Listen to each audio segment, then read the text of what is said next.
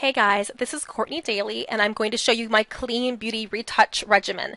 There's two ways of retouching. There is a clean, fast method, and then there's a much more labor-intensive, pore by pore, dodge and burn retouching method that is something I'm not going to go over today because it's just way too time-consuming.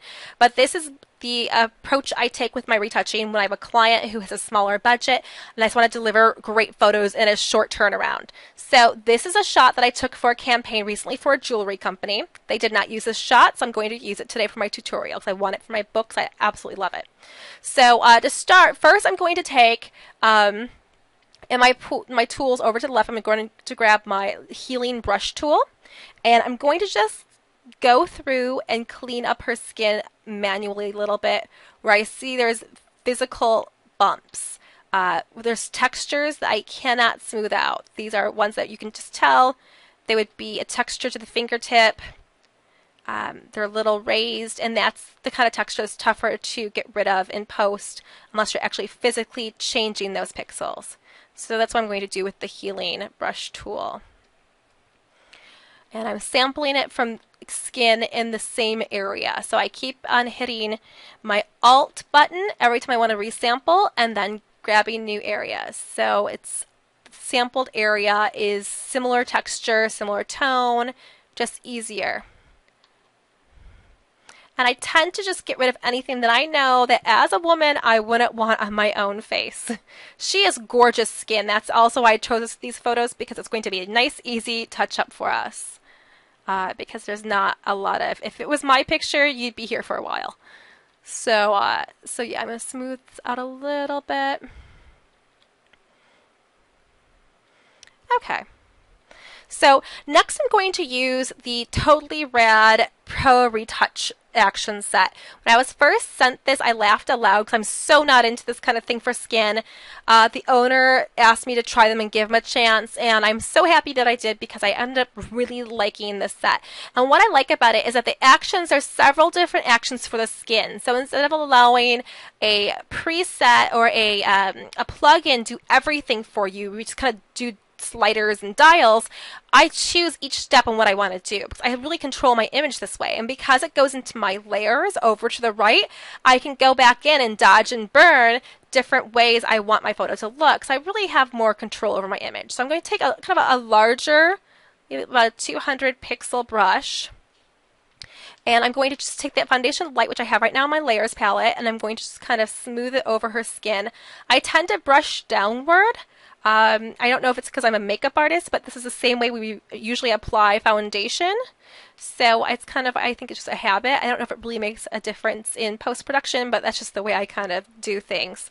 I never do the bridge of the nose or the nose because once I blur that, it looks really fake. And I just want things to look somewhat just cleaned up. So I'm going to go across her fingers and do her hand. Going to do some of her neck where she has a little bit of line there.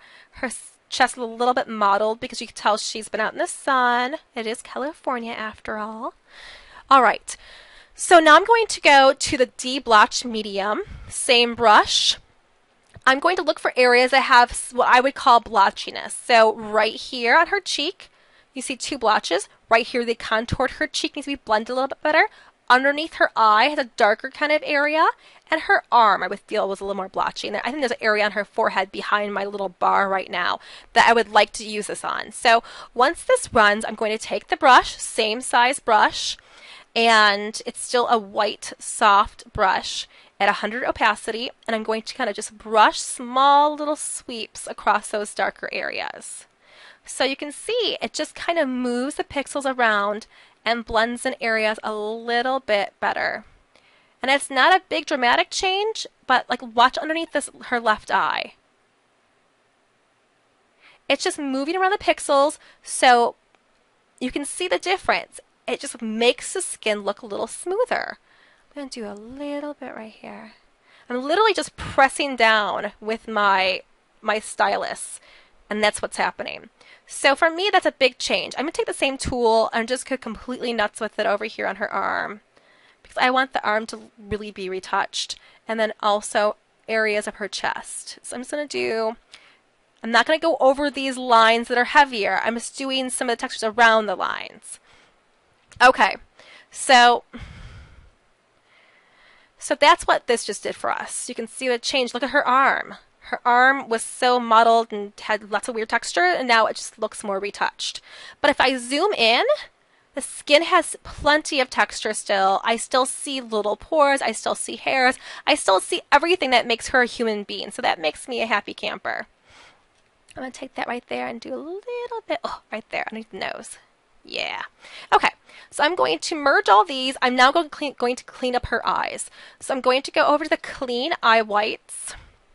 And I'm just going to clean up her eyes where I see the pinkness. I want the pink that's on the whites to be gone. I want the pink that belongs to stay. So I'm going to take a much smaller brush so I can really control my strokes. So I'm still at 100 opacity. I'm going to take a 54, no, let's go a little bit smaller, 34 brush. I'm going to just sweep it. See right here that I'm working on her eye? I could see the line to her contact just now, and now it's gone. And then I'm going to do it right here to where it should be pink. All right, that looks good. And now I'm going to run the eye makeover brush. What I like about this is that once again, I can stack all of these layers. So I can control these better. So if I feel like I go too overboard, I can change the color of my brush and then go in there and mask it out. So now I have the eye makeover brush. I'm just going to do her pupils and iris. That beautiful catch light. I'm going to do a little bit in the inside of her eye right here. And what this tool does is it sharpens and brightens things. So I like to use it to do little details. I'm going to turn down the opacity to about 30 to 40, slightly larger brush, and now I'm just going to do it over the makeup. I like it right over the highlights. I'm going to do a little bit on her lip right where the highlight is natural. And then I'm going to get a smaller brush and do that beautiful lip line right here. All right. So, okay. I'm going to zoom back out. Now, if I look at this same tool, before, after, you can see it's really opened up her eyes. Now, if I take the same tool at a lower opacity, like it is right now at 32, and now go across the whites of her eyes, it's going to brighten up the whites of her eyes too, which I'm going to do a little bit, but I don't want to do that 100% because then you start looking kind of John Benet Ramsey pageant girl, and I want to avoid that. So I'm going to keep that as it is. And next I'm going to really work on those beautiful, beautiful gems. So I'm going to merge all my layers, and now I'm going to go over to the Color Veil Gems action. I absolutely love this action because I work with a lot of gems and a lot of sparkly things, especially in the weddings that I shoot, and this action's really been an unsung hero for me. So I'm going to go back up to 100 opacity, and I'm going to just paint with the same brush I've been using over anything I want to be more blingy. So we're talking like just the diamonds on those rings aplenty. And now I'm going to take the same action, run the burn action from the same action pack, and do the exact same diamond area. And that's going to make those diamonds kind of really separate. So they're going to kind of dodge those shadows so that the bling really kind of pops off of there. So this action just did this with the rings. And you see what a difference it makes. It makes it look much more like an ad. So overall, this is what I would do for a final portrait to send to a client. It's pretty cleaned up. There's a few things I would go in, just fine tune it. Like maybe a little dark area through there. I would just do a soft brush and just paint it out of there, usually about a 15 opacity. I just grab a color from the same area and just kind of lightly pop that out of there because it's just a little bit much. So yeah, that's how I would do my final photo. So you could stop there, or what I would normally do before I sent it over is I would give some variations. So I'm going to use this Rad Lab, which is over here on the left-hand side. This is also from Totally Rad Actions. And you can choose all these different filters on your photo right here to the right, and you see immediately how it looks on your photo. And what I like about this is that I can stack those different actions. I'm going to use this contrast. I'm a contrast lover, so I'm going to add a little bit of contrast in there so it really pops. I could add warmth, I could add coolness, I could take out the orange if I wanted to, but I like how warm she is in this photo. It's very California, so I dig that.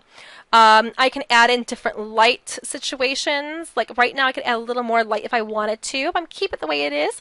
I could change different filters. I like these filters. They have more of a Instagram feel to them. Like the handle or mustache is actually really cool.